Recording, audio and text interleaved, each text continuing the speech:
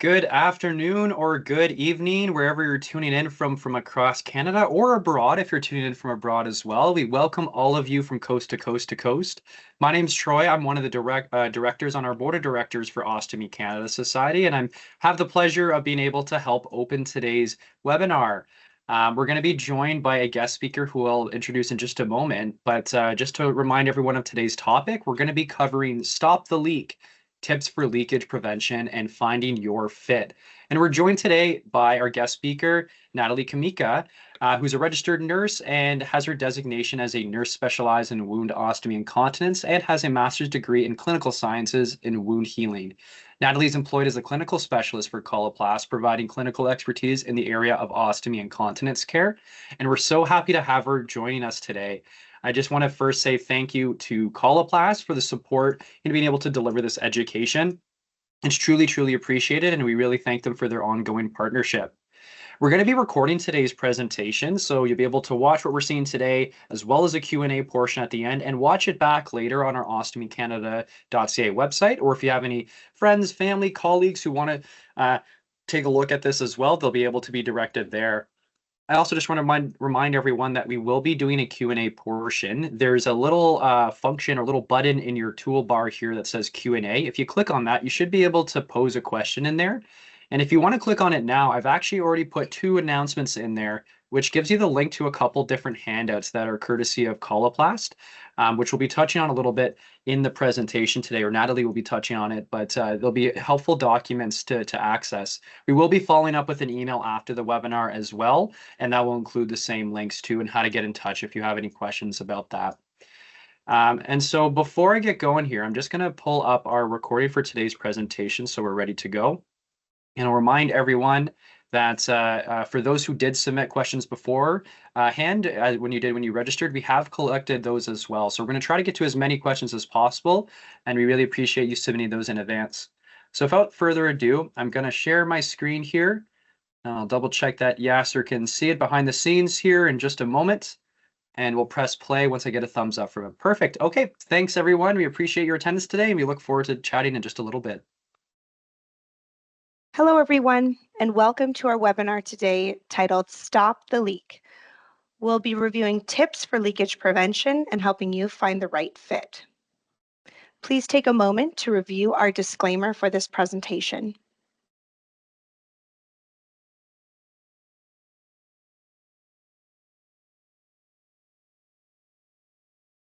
I'm your presenter today. My name is Natalie Kamika. I am a registered nurse and nurse specializing in wound ostomy incontinence care. I am also the clinical lead at Coloplast Canada, offering support in both continence and ostomy care. The agenda for the presentation today is first we're going to identify some of the key challenges in ostomy care. We're going to explore leakage. What is leakage and how it can impact someone with an ostomy. We'll explore a tool for leakage prevention. We'll review a study on product choice and leakage, and then we'll discuss our patient support program, Coloplast Care, and how it can support you in your ostomy journey. And then we'll take some time for some questions and answers at the end of the presentation. So first, we want to start off with our mission at Coloplast is to make life easier for people with intimate healthcare needs. So when people with intimate healthcare needs, such as having an ostomy, are experiencing challenges, we want to be innovative, listen and respond, and provide solutions that can help tackle these common challenges. So what are some of the important challenges for those with an ostomy? Well, there are a lot of Canadians with an ostomy, first off, being readmitted back into the hospital system or through the ER or having to access an outpatient clinic. And we need to understand why that is. The Ostomy Life Study, which was conducted in 2022 surveyed 418 Canadians. And they asked the question to these people with an ostomy, where were you readmitted to the hospital within the first 6 months after having stoma surgery? And we had 30% answer yes, they were. And 42% who were readmitted for 7 days or more. So we do see a high readmission rate. And when individuals are readmitted, they are having fairly lengthy stays at the hospital. This both impacts the person with the ostomy, their family, maybe their ability to, participate in activities of daily living as well as work or school. And this also has a high cost to our healthcare system. So 36% of participants readmitted to hospital were admitted due to complications related to their surgery. Oftentimes, we think, that after a surgery, readmissions might be high due to infections. This was 17% of the reason for readmission. 13% was the intestine stopped working. Dehydration was 10%. Due to another surgery was 6%, and so on. So there really is this area of ostomy complications that we really need to get more data and insight into as to why people are being readmitted. So I have a question for you. What do you think is the most common complication after ostomy surgery? If you answered peristomal skin complications, then you were correct. So how do peristomal skin complications impact healthcare utilization? Well, first, they have been shown to increase the length of stay in hospital by an average of 7.6 days. So one research study found that an average stay following an ostomy surgery is about 13.9 days, and this was increased to 21.5 days when peristomal skin complications were present. So this is significantly increasing that length of stay. As well as peristomal skin complications increase readmissions by 20% when looking at that 120 days post-surgery. So we do see more readmissions related to peristomal skin complications.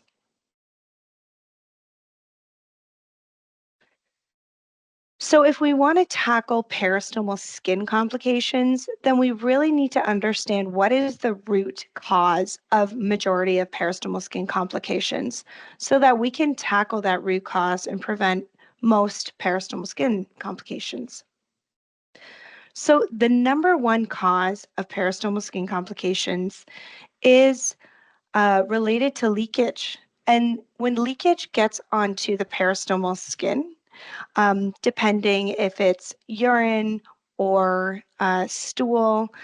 It can cause that peristomal skin to break down, become denuded, as well as result in more moisture coming off of the skin.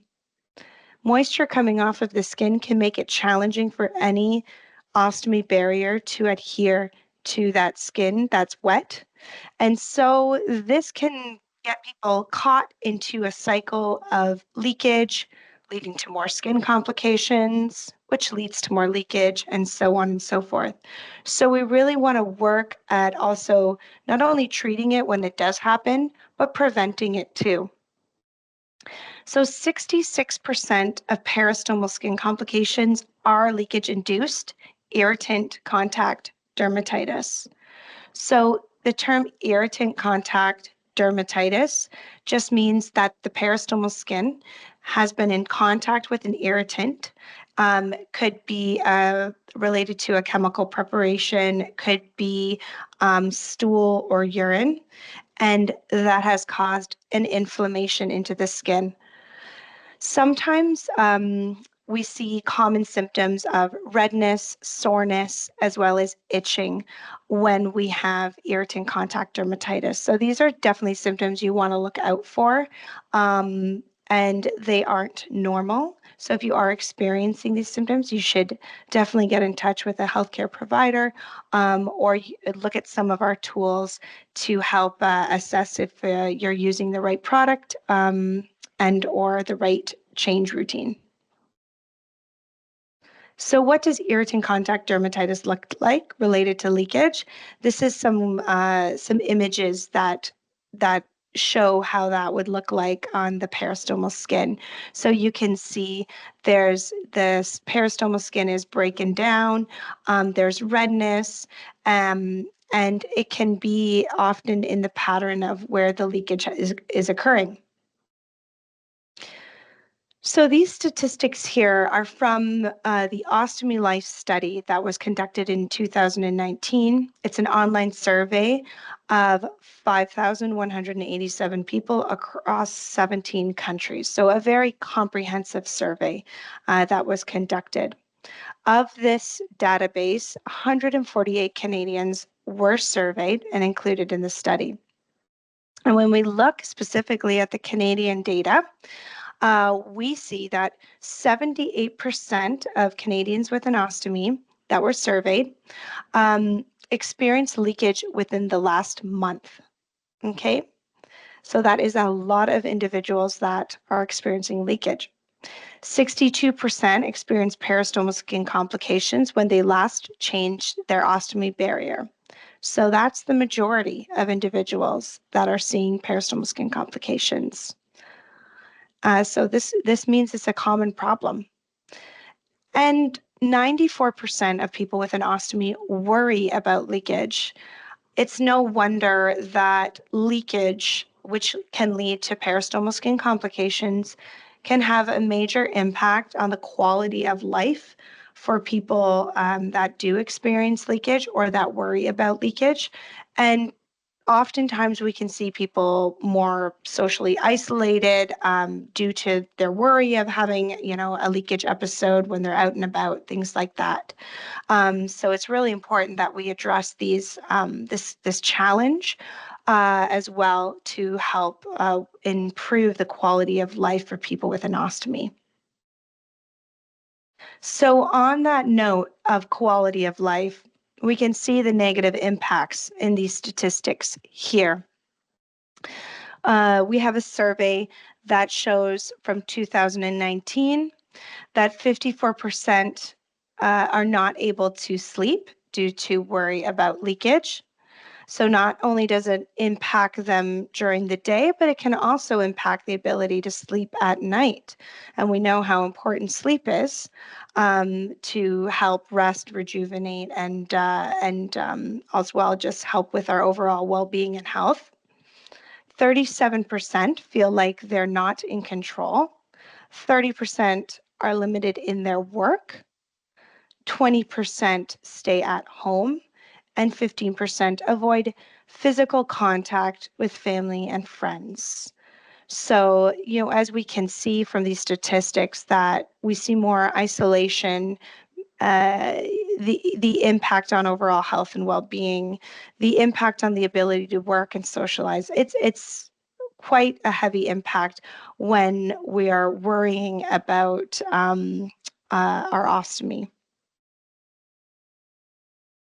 So we know leakage is an issue, but what exactly is leakage? How do we classify it? So we want to look at some research on how do Canadians with an ostomy perceive leakage.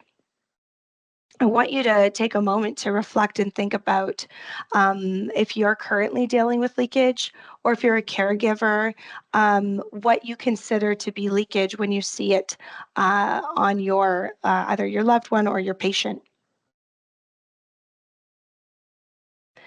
So going back to that Ostomy Life study in 2019, These images were provided to the survey respondents, and what they wanted to know is which of these images do you consider to be leakage?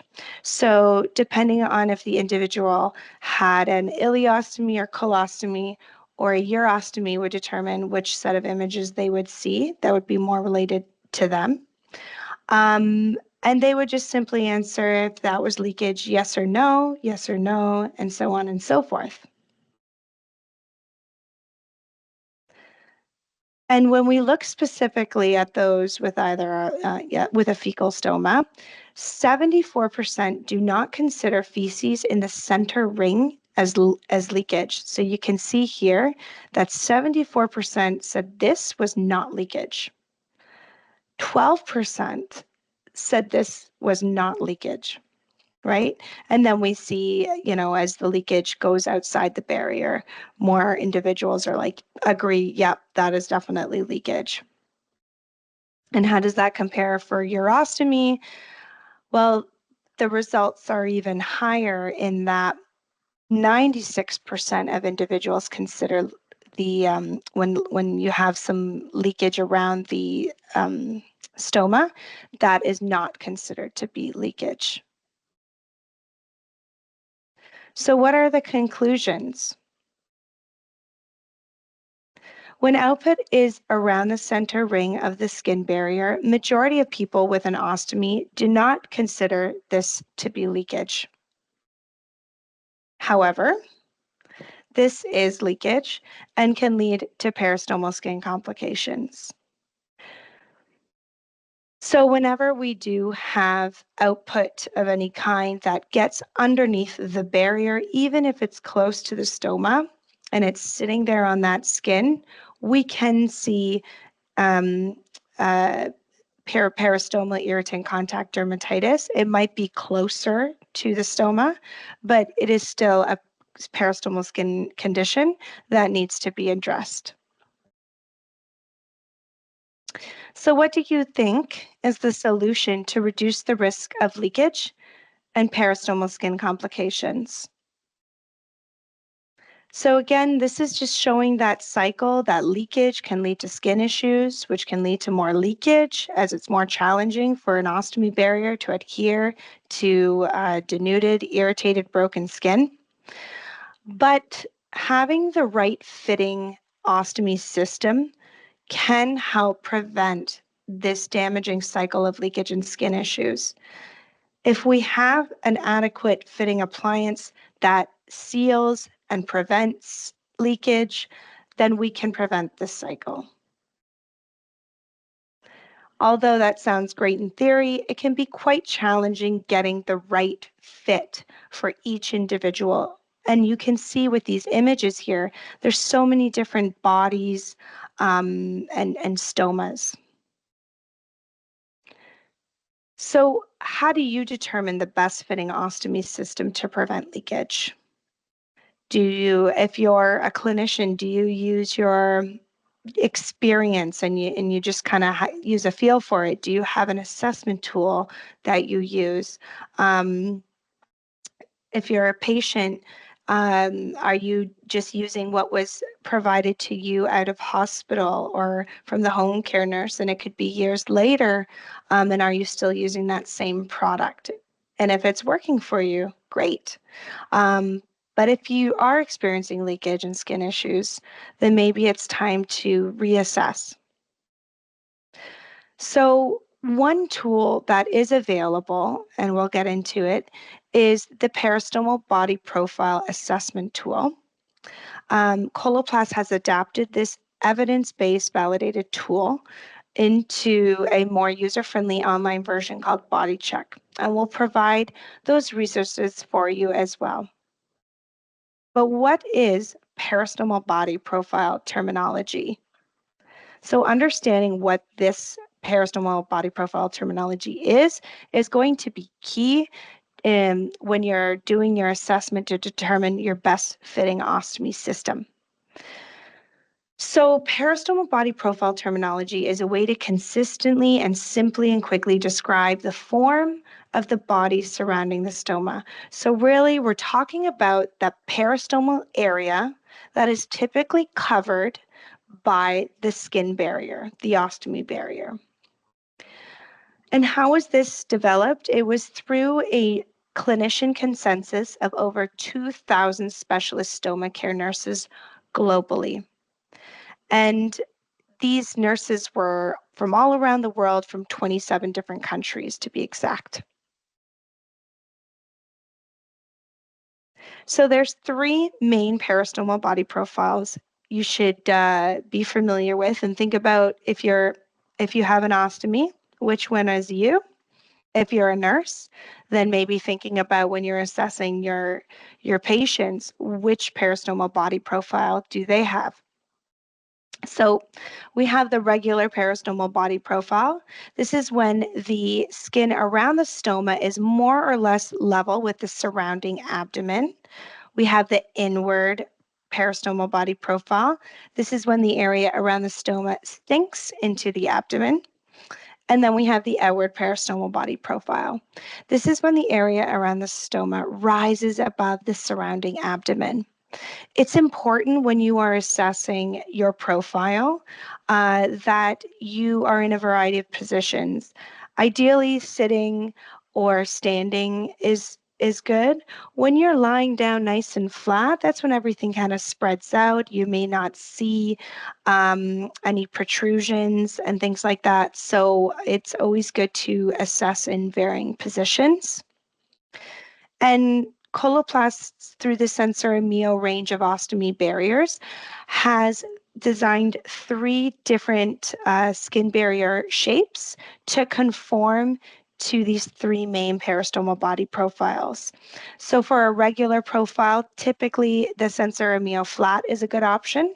For the inward profile, we typically look at Sensor Mio convexity to help support around the stoma. And for the outward peristomal body profile, we might look at the Sensor Mio concave, which has a kind of star shape barrier to it to help to conform to outward areas. So if you think of a starfish grabbing onto a rock. So with regards to the peristomal body terminology and assessment tool, there are 6 main questions that was developed from that over 2,000 stoma care specialist consensus. So over 2,000 nurses had a consensus that these 6 questions are really key to ask when trying to determine the best fitting ostomy system. And so we're going to go through each one. The first question is, what is the area around the stoma? Regular, inward, or outward? So those are your peristomal body profiles. Is the selected form uniform or variable? Like, is it lumpy, or there bumps, or is there a big fold, or is it fairly consistent? Is the abdomen soft?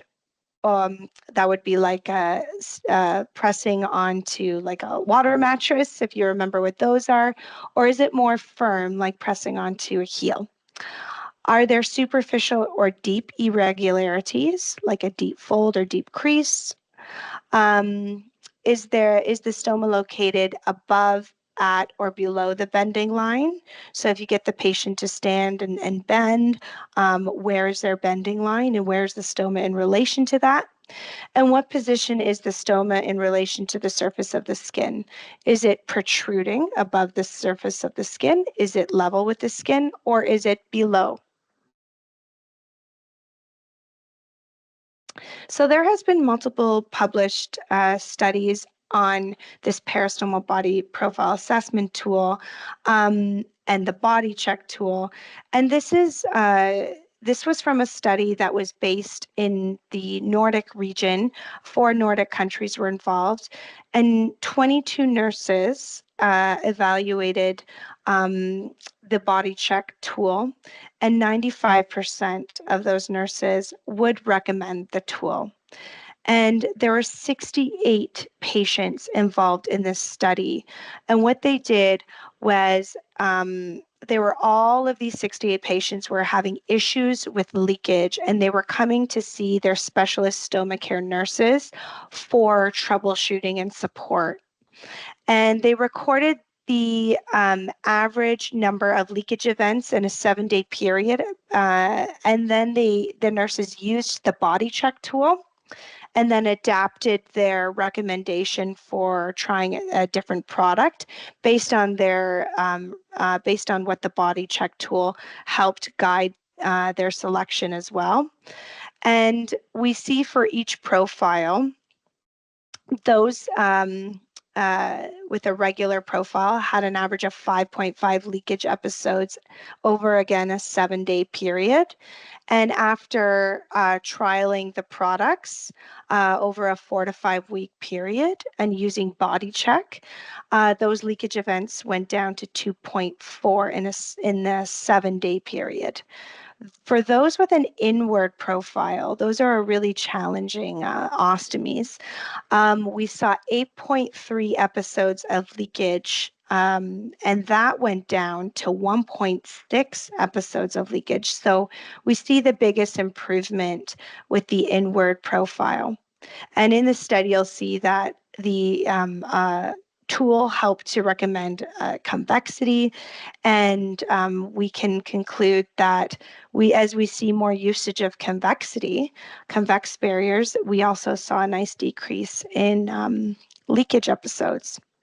And then for those with the outward profile, they had an average of 5.4 leakage episodes, and that went down to 1.1 leakage episodes. We're going to review a case on using the questions of the peristomal body assessment tool. So you can see these two images here of an ostomy, and we're just going to go through each question. So the first question is, what is the area around the stoma? If you look, it looks fairly level with the surrounding abdomen, so that would be regular. Is the selected form uniform or variable? It looks fairly uniform.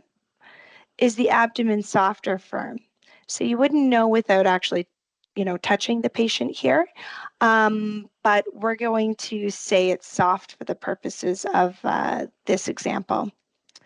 Are there superficial or deep irregularities? We can't really see too many deep irregularities. There's no big creases or folds, so we're going to say superficial. And where is the stoma located? We're going to assume maybe below the bending line.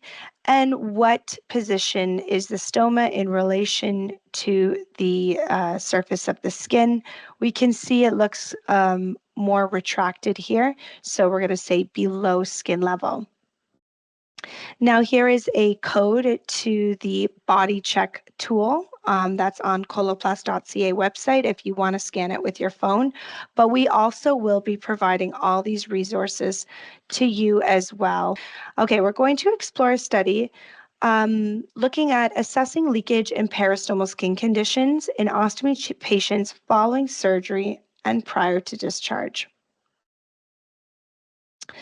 So we call this study the UPMC study. UPMC stands for the University of Pittsburgh Medical Center.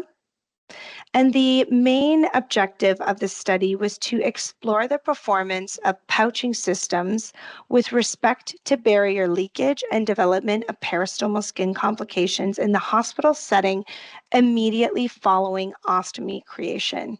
So we're looking at that immediate post-op period and seeing if barrier choice matters. So how was the UPMC study conducted? Well, between February 2022 and June 2023, a retrospective chart review was performed at the 2 affiliated hospitals that make up the UPMC network. A retrospective chart review is when we look back in time at documentation that has already been done by the WOCN nurses or wound ostomy continence nurses. So in total, 214 patient charts were reviewed by the WOCN nurses from each hospital. The primary endpoints that they were looking at in the charting was the rate of leakage and peristomal skin complications if present, along with product selection at each pouch change. So how long were they collecting data for, or looking at, how long were they looking at data for each patient? Data was reviewed for up to 5 pouch changes or 2 weeks after surgery. So this is really looking at leakage events and peristomal skin complications in that immediate postoperative period.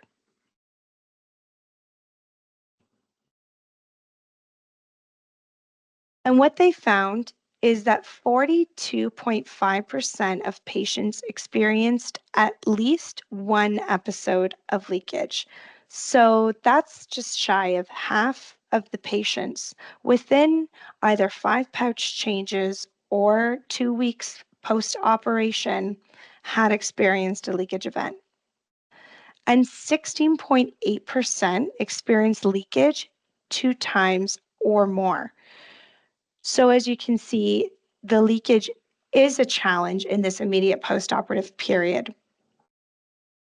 With regards to peristomal skin complications, the incidence of peristomal skin complications ranged from 2 to 14%. That means there were 2 to 14% of those 214 patients that had a new peristomal skin complication in that time period. When they documented peristomal skin complications, they were counted once. So if a patient had a peristomal skin complication at observation 2 and observation 3, it would only be counted once. And this is because we only wanted to identify new peristomal skin complication cases, as well as noting that peristomal skin complications usually don't resolve at the next pouch change. It can take, a few days or longer to typically resolve. We also saw that as more observations were done over time, that the rate of peristomal skin complications that were seen increased. This kind of makes sense if we think about the data on how leakage is connected to peristomal skin complications, specifically irritant contact dermatitis, which is the number one PSC that we see, right? And that usually that process can take, it could be one leakage event or it could be a couple leakage events until we actually see peristomal skin complications. So in conclusion, what they did also see is that barrier choice really does matter. And the elastic tapeless barriers, which were the Sensura Mio barriers, had a risk of leakage of 15.1%. Those using a ceramide-infused tape bordered barrier had a risk of leakage of 25.6%. And this is compared to the average of the total population of 214 patients who had an overall risk of leakage of 18.5%. So when we compare one product with another, for example, we're comparing the ceramide-infused tape borders with the elastic tapeless barriers. We see that there's a difference in reduction of risk of leakage of 41%. And this result is statistically significant. If anyone's interested in research, you need to have the p-value of less than 0.05, and it is less than 0.05. And that indicates that this result is statistically significant. So overall conclusion is a multi-site US acute care study shows that Sensura Mio users had a 41% lower risk of leakage compared to users of Hollister Ceraplus. This is the published article that this research is based off of. If you want, you can go ahead and scan the QR code.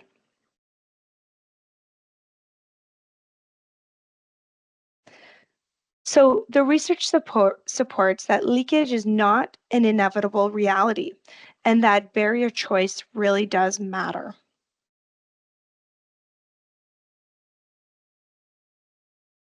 In addition to building up skills and competence to have good change routines to reduce our risk of leakage, we know that having the right fitting appliance is key, but also applying the appliance correctly is key as well. So leakage prevention really does start with correct application technique. So when do peristomal skin complications typically arise in the post-ostomy journey, post-op ostomy journey? Most occur after hospital discharge, and studies report on average that the time of onset for a peristomal skin complication ranges between 20 and 64 days after their ostomy surgery. That being said, peristomal skin complications can certainly happen at any point in the journey.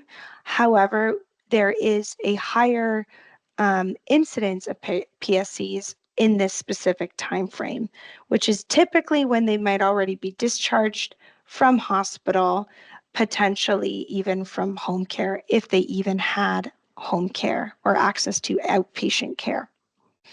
So we really do need resources to support at discharge and beyond. So as we showed before earlier in the presentation, that when leakage is close to the stoma or around the stoma, sometimes it's not always seen or identified as leakage, even though it is, and the change routine should be adapted. Helping to build awareness, good change routines, good assessment skills, as well as also serving as a communication tool between the patient and the clinician is the ARC diary. ARC stands for apply, remove, and check. So this tool is designed specifically to help develop good change routines.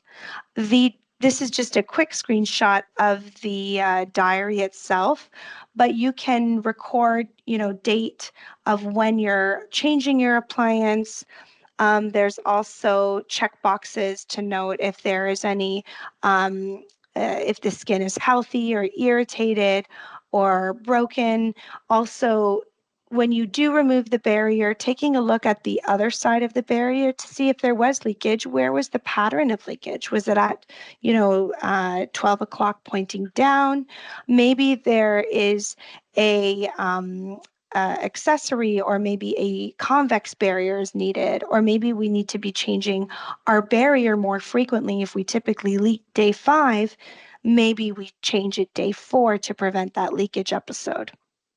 So here are some QR codes directly for this diary, as well as for the ARC booklet. And we will provide these tools to you as well. So there's 2 key points when it comes to applying an ostomy barrier. First, we want to start with clean and dry skin. Plain water is usually best and all you need. If you do prefer soap, make sure it's fragrance-free, ideally hypoallergenic, pH balanced, and rinse that really well with plain water so that the soap doesn't leave any residues on the skin impacting the seal. And then secondly, you want to apply gentle hand pressure to massage the entire barrier. So again, the key thing here is pressure and time.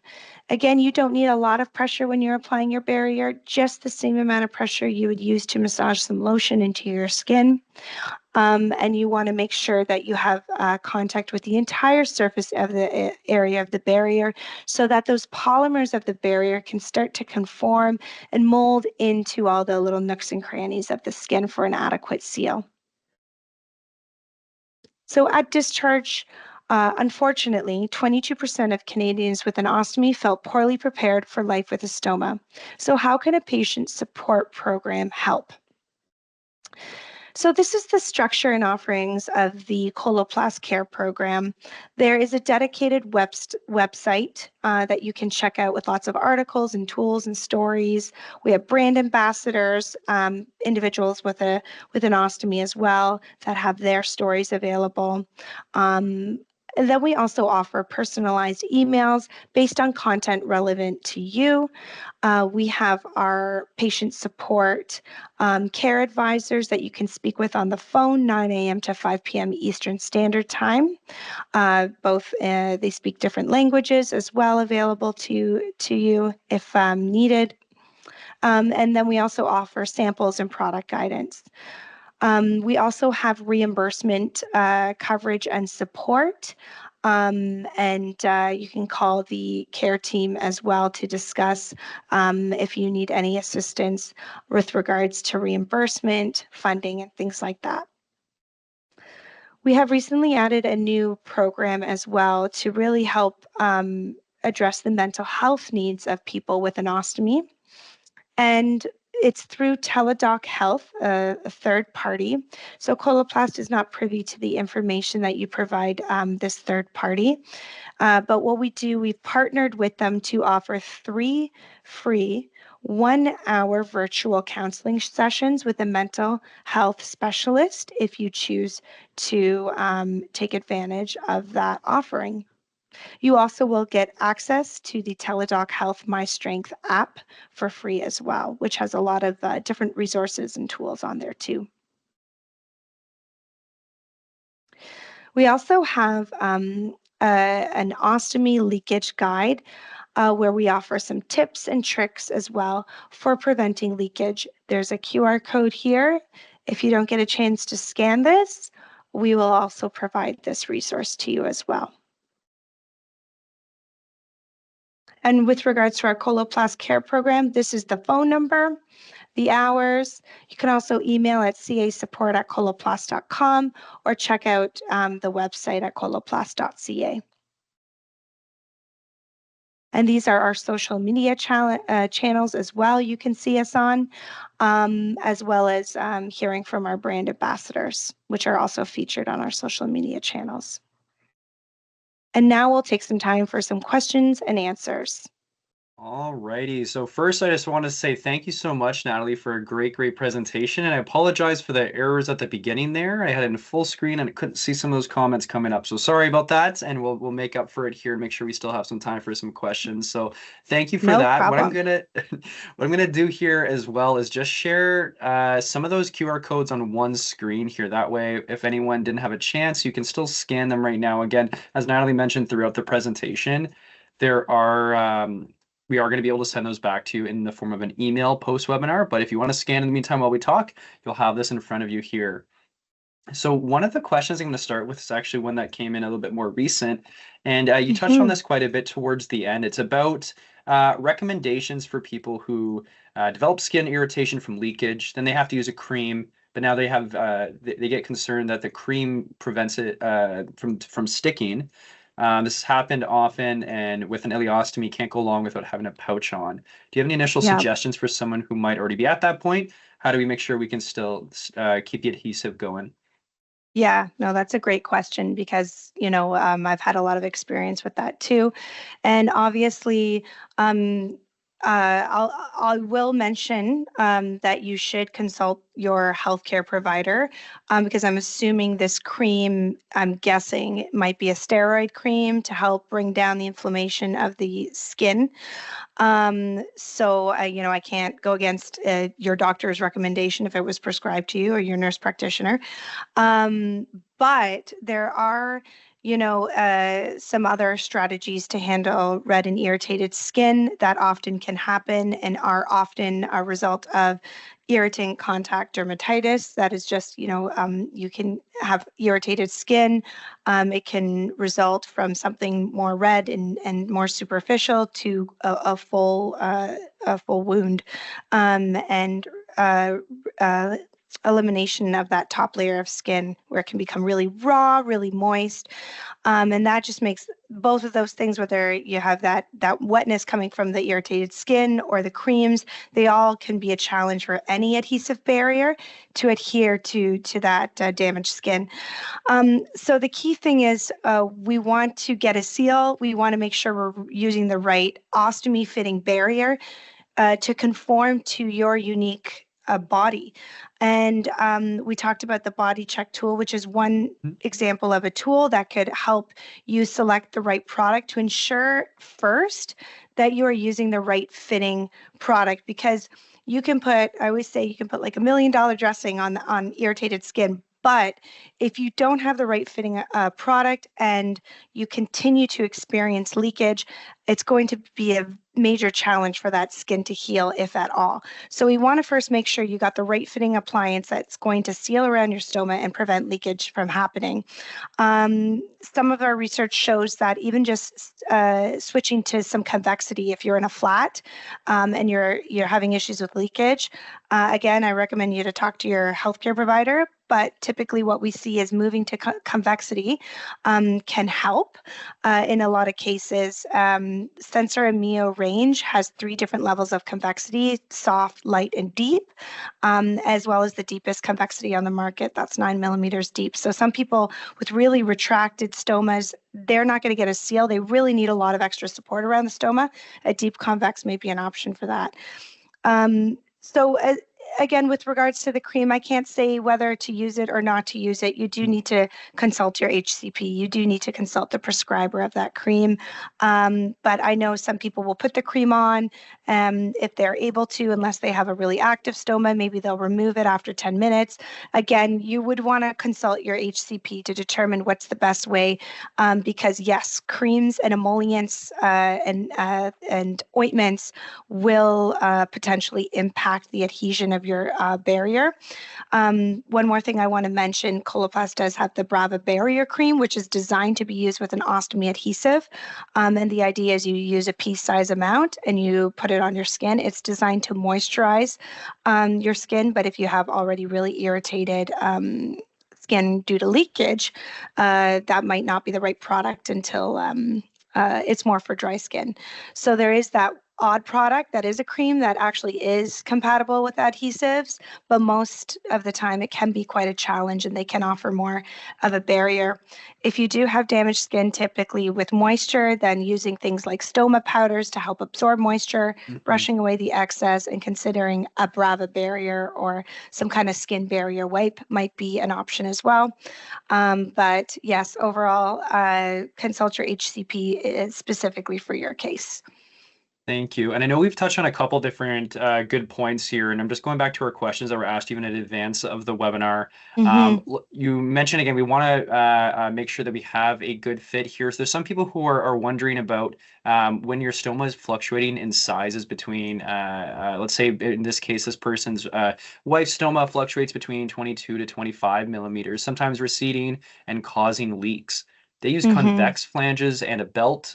Do you have any recommendations, or is this something that you see often?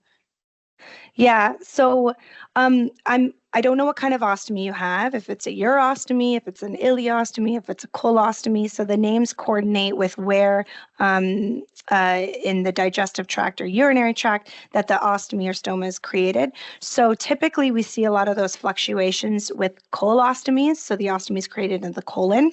And that's just, but they can happen with ileostomies too, but more colostomies, and we see more strong peristalsis. And peristalsis is muscular wave-like contractions that happen. And it can cause the stoma to change quite a bit. And sometimes when you touch the stoma, you'll see it kind of contract in. It's always important to measure the stoma when it's at its largest. Reason being, if you were to measure when it's at its smallest or contracted, then you could be covering the opening of the stoma. And when it expands, that opening where output is coming out from can slip underneath the adhesive barrier, and then you have a leak right away. So again, you want to measure it when it's at the largest. You always want to measure it fairly snug to the stoma. In the case of it being very, a lot of shifting change, you might leave a millimeter or two extra. But if you do have any skin showing, it's always important that you protect that little sliver of skin with an additional product like a ring or something, because anywhere you have exposed skin is potentially at risk of either being exposed to output or the mucus from the stoma itself kind of sliding down and getting onto that exposed skin. So we always want to note that anytime you can see skin when you're applying, after you've applied your barrier, that skin could be at risk and you want to protect it. So cutting when it's at the largest and potentially using a ring like the Brava protective ring or something to protect any skin if you have to cut it a little larger to accommodate that movement. Yeah, and thank you for touching on that. We had a couple comments about that, asking about it too. Do we have images of Hmm. different barriers, of different rings? So I think maybe, I don't know, I'm not sure if you have a specific QR code or link to point to potentially for more information about that or what Coloplast offers. But again, you can always take a look at this resources in the email we're going to send after. Someone was asking, can you also send the link, Hmm. not just the QR codes in those emails? And don't worry, we will absolutely have those for you too. But you can also just reply to that email, or I think you might have already been doing that there a second ago, Natalie, but we're going to grab the email you can send directly to Yes. Coloplast. I'm just going to go get it here and I'll make sure to paste it into the chat too. That way you can get in touch either by phone or by email. And that's another good way where you can look into a little bit more here. Let me post this for everybody right Yes. now. So Here we Troy's go. posting the email, and the email is CA underscore marketing at coloplast.com. And I know Troy's going to post that. There's also a phone number you can reach out, 1-866-293-6349. Troy, if you don't mind Yes, posting I that just put number, that one in there too. amazing. Thanks so much. And we Awesome. also have a product guide that we can provide you. So if that's something you look, just send us an email, give us a call. We have it available on our website, but I don't have the link handy up right at this very moment. But yeah, you have our contact information to Mhm. get in touch with us for sure. No problem. Well, let's go back to a couple other questions. This is still, we're talking about, you mentioned again that assessment of if it's above, below, or at the belt line. Someone was asking about if their stoma is located at the belt line. They might have some worries about their belt interfering with the seal or potentially causing leakages. What would you maybe recommend to someone who has their ostomy at the belt line when they're going for fitting? Yeah, no, that's a great question. So I found often with the belt line is if you're wearing your appliance and it's right at the belt line, the main concern is if there's friction and rubbing of your belt or of your clothes on your stoma itself. Otherwise, if you're wearing stretchy pants and they're near the belt line, that's usually okay, and most people are fine. But if it's really something that's bothering you, or you're concerned about your stoma, or you're finding your stoma's bleeding, or traumatized from your pants or your belt, then there are products like hard kind of stoma guards that you can put over your stoma if you feel like you want that extra protection. And then that way you can have your belt on, and it will protect the stoma if that's the concern. Maybe adjusting the belt line itself as well. Um, and uh, and also considering really flexible ostomy appliances like that are more low profile, like one piece, or Coloplast has a two-piece product that is an adhesive coupling. So it's super flexible, super low profile. It might be more comfortable if you do have that stoma around the belt line, something to consider. Feel free to, get in touch with a care advisor if you want to, if you're interested in, exploring some of those products. The Flex two-piece adhesive coupling, they can always send samples as well, if that's something that you want to try. Thank you. And we'll see if we can we're going to get to a few more questions here. Now we're getting closer to the hour. We'll see if we can go a little bit past that just because of my error at the beginning there. But we got some good other questions here. Someone's also asking about in the situation where they do yoga, do a lot of physical activity. they sometimes notice that they're experiencing leaks. Do you have any kind of maybe general advice for people who are quite active or doing a lot Hmm. of bending, moving, stuff like this, like yoga? Do you have any general advice for people who are doing that? Yeah, so I try to do yoga too, so I know how much bending and things are involved in that. So that's good. Keep up the good work. Um, what you want to consider is I don't know what kind of product you're wearing, but that it is comfortable for you and it is like flexible and elastic, that it's going to move and bend with your body and not work against you and not be too rigid. So I don't know if you're using convexity, but the Sensura Mio range is built on an elastic adhesive, and that elasticity allows a lot of the product to move and bend with you. So if you are using Sensor Mio, and you're looking for added flexibility, the one pieces are good. The two-piece flex is also a great option. Is that adhesive coupling, super flexible and comfortable. If you like mechanical coupling, there is the click as well. And if you are experiencing leakage, you really are putting your product to the test. So make sure you're in the right product as well. If you need some convexity, there's soft convexity. Maybe you just need a little extra support. And you have a protruding stoma, and you just want that extra support as it when you move around a lot, it leaks. Maybe a soft convex might be a good option for you, but I would recommend to give us a call at Coloplast Care. We can review some of the products with you and see if we can find something that you might want to try that's more comfortable and flexible and is going to move with you as well. Perfect. Well, thanks for touching on that. We've got a couple more questions here. Let's maybe switch a little bit back towards the skin side of things now. I know we are talking a little bit about the space between the stoma and the tight space between the stoma and the skin showing.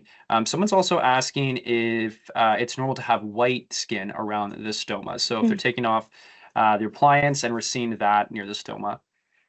Yes. So if you're seeing whitish colored skin, that is likely maceration. And what maceration is just damaged skin from prolonged exposure to moisture. So perhaps the opening is being cut too large. And like Troy was mentioning, there's skin showing, and there might be mucus or from the stoma itself or leakage, and output getting on that skin, causing that prolonged exposure to moisture. Maybe wearing the product too long as well.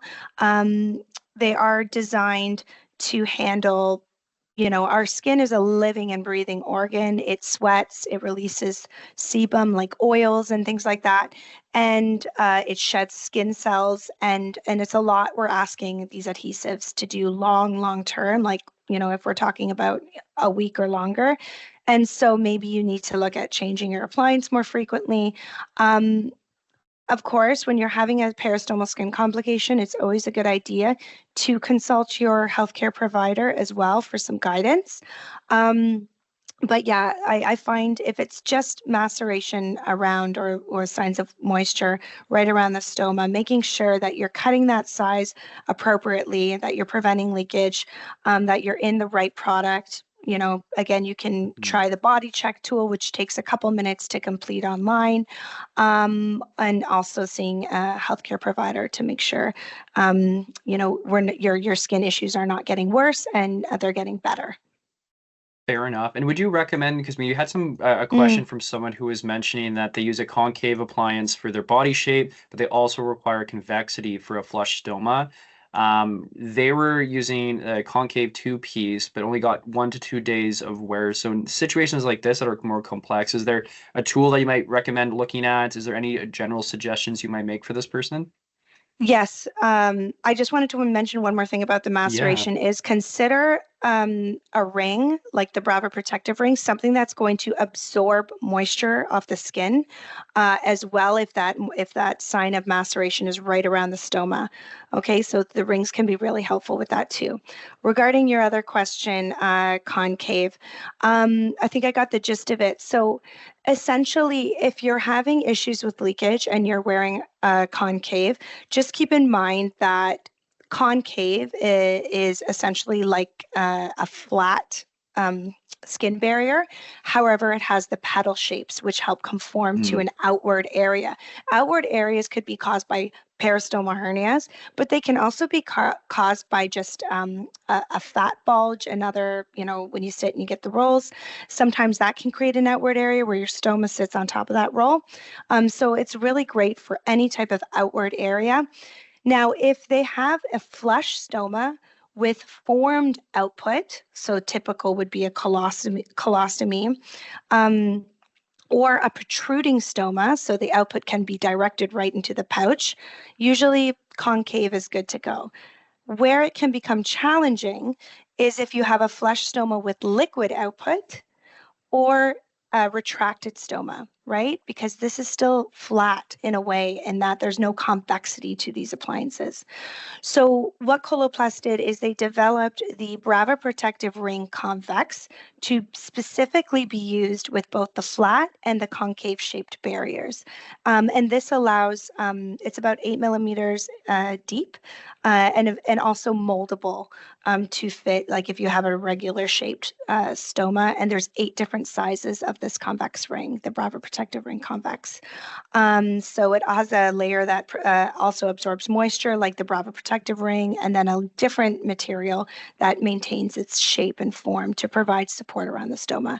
So considering pairing your concave with the Brava Protective Ring Convex, and if that is not providing adequate convexity for you, then maybe you might need to move to a um, uh, more support or deeper type convexity option. Again, you might want to consult your HCP or your healthcare provider on that to help you sort through that. And we had quite a number of questions too about in the situation where you might have a peristomal hernia as well. Is that maybe would you give similar Mm-hmm. recommendation? Maybe talk to a healthcare professional as well first about this. I know we've had other webinars talking about Mm-hmm. peristomal hernia. So for those who are interested, you can go look at the past webinars we held. But any general Mm-hmm. guidance or anywhere you might direct people who might have a peristomal hernia? Yeah. So um, I would say if it's causing you symptoms or pain or discomfort or impacting your output, and you're concerned about blockage and things like that, always seek medical attention for that. Um, and just in general, peristomal hernias tend to be rounded. Sometimes you might need support, like a hernia belt. There's lots of different companies on the market that make customized belts. So I highly recommend if you do have a peristomal hernia, I wouldn't just grab any belt off the Mm, internet, or you want to make sure it's customized to you. And there's so many different features. Hole for the ostomy versus no hole versus a glove that you can kind of put in to strap the belt on. There's so many different features. So you want to think about what works for you. Ideally, if you can, talk to an NSWAC nurse specializing in wound ostomy and continence care, to help you navigate getting fitted for a hernia belt that is going to conform to you. But also the concave um, barrier is designed specifically to conform to an outward area. mhm. And now with the addition of the Brava Protective Ring Convex, if you do need a little bit more extra support and convexity around the stoma, it can be paired with that ring, as I previously mentioned. Yeah, and thank you for touching on that. There's been a couple follow-up questions here going back to the maceration Hmm. or the white skin sort of question there. You mentioned Hmm. we maybe could be potentially we get to a point where we're having the appliance on for maybe too long potentially, or we're getting a lot of that moisture. So a lot of people are asking, is there a general guideline for how long is too long? Is it different for ileostomy, of course, versus colostomy, for example? Some people they say they get 10 days before any sign of leakage. Some people are wondering if it should be 1 or 2 days. So just general Yeah. guidance in that sense. The general kind of answer to this is everyone is so different, and what's good wear time for someone may not be adequate for someone else and vice versa. So with regards to wear time, I know we shared resources to the ARC or Apply Remove Check diary and booklet. And this helps you to develop good routines, noting dates of when you've changed your appliance, when you've applied it.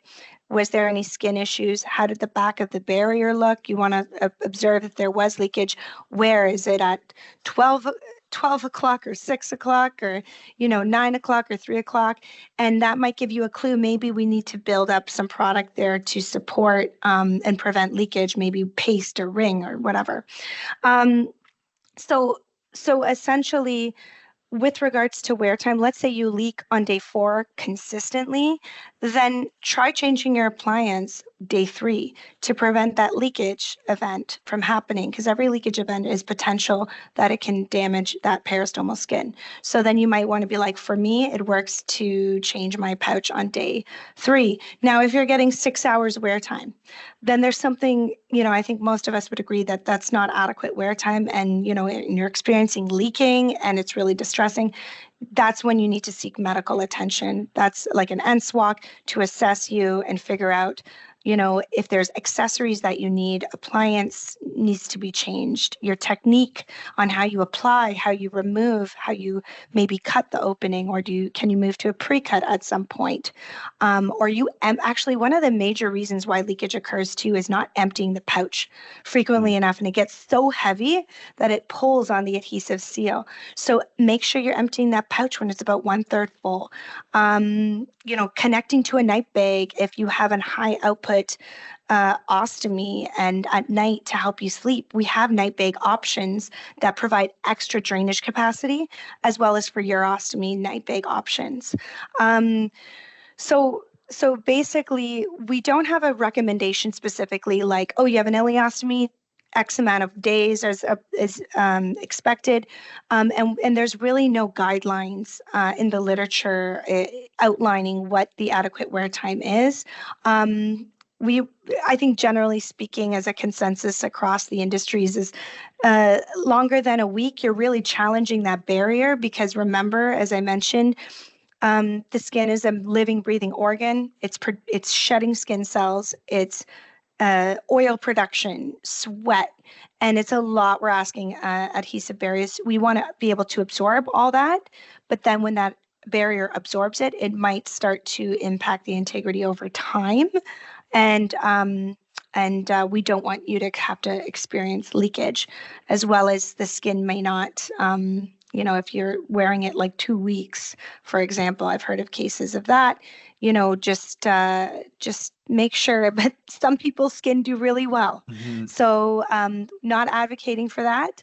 But short answer is there's not a particular wear time outline for depending on your ostomy. It's really what works best for you. Thank you so much for touching on that. I know we've gone over time here and we've got tons of questions that were all in different categories. There's output and gas questions. We have food and blockage. We have diet in general as well. A lot of these other questions that I know you're sharing, a lot of these resources that are going to touch on that.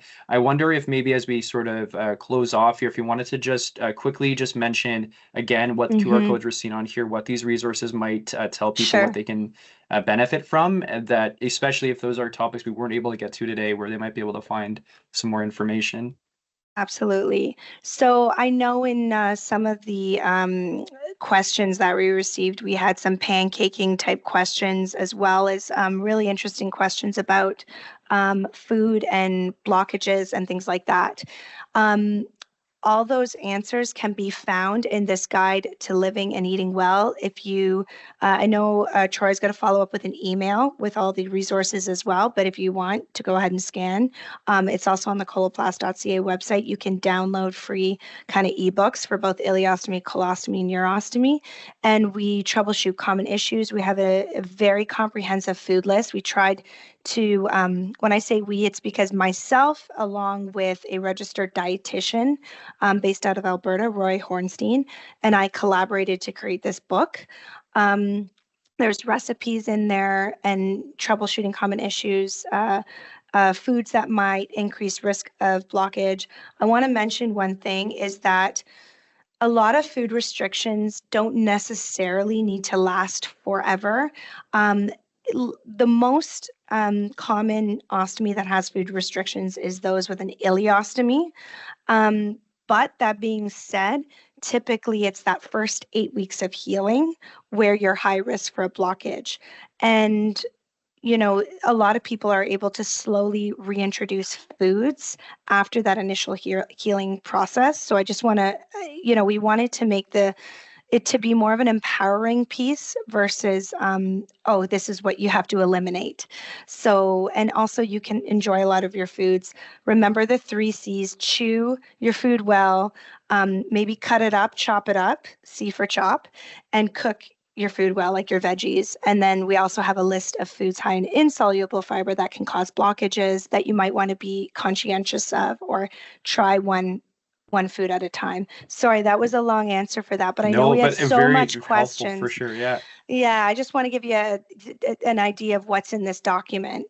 Then we have the top left, we have download the free ostomy change routine guide and diary. So yeah, this will tell you about establishing good change routines, application tips, um, removal tips, and check what are you looking for when you're looking at your peristomal skin to make sure your change routine is adequate. And then the diary itself is the next link where you can record, if you've noticed anything, the dates you've changed it, if a change needs to be made to your routine. This can also serve as a communication tool with your healthcare provider. And then we have the next is Guide to Preventing Ostomy Leaks. It's an overall lifestyle guide as well. And then our counseling and mental health care, what to know about this benefit. So to learn more about those free 1 hour virtual counseling sessions, it could be with, social workers, psychologists. It depends what your needs are. So you'll do a survey and then you'll get based on your results, paired up, and you choose who you would like to have that one-on-one session with as well. And it's completely free. And if you want to continue beyond those 3 free sessions, you can, and they can help you get resources with where to go next and working with insurance if you have it and so forth. And then we have our Coloplast care resources like how-to video guides where we have real people applying our appliances, signing up for Coloplast care, getting some more resources and tools. And then, of course, our guide to living and eating well, which will give you all those tips on pancaking, fluid intake, blockages, and very comprehensive food list there for you. Thank you so much, Natalie. And like, we really appreciate you sharing your passion, your expertise here, and so many resources, which are inevitably going to be so important and helpful to a lot of us here. I know we've taken up quite a bit of your time. We've gone over here, but you can tell it's a very interesting and important topic to be covering just by all the questions we're getting here. Mm-hmm. So as we said before, we're going to follow up with an email. Definitely take a look at that. You're going to get some of these resources. But for now, we'll say thank you. We really appreciate having you on again for another webinar. Natalie, we hope to see you again in the future. We hope we can do a webinar Mm-hmm. again another time. Absolutely. And Thanks thank you for to having me. and thank you to everyone else in the audience here. Again, we're going to keep doing these webinars. Our next one is going to be coming up on July 23rd, so it'll be in the summertime. Keep note of that. We'll be sending out save the dates and registration information for that as well. Again, will be another free webinar on a different topic. In the meantime, keep checking out the resource we send. Check out our ostomycanada.ca website, and we look forward to seeing you at our next webinar. Thanks both. Awesome. Yeah, thank you so much, everyone. Take care. Have a good night or afternoon, depending on where you are.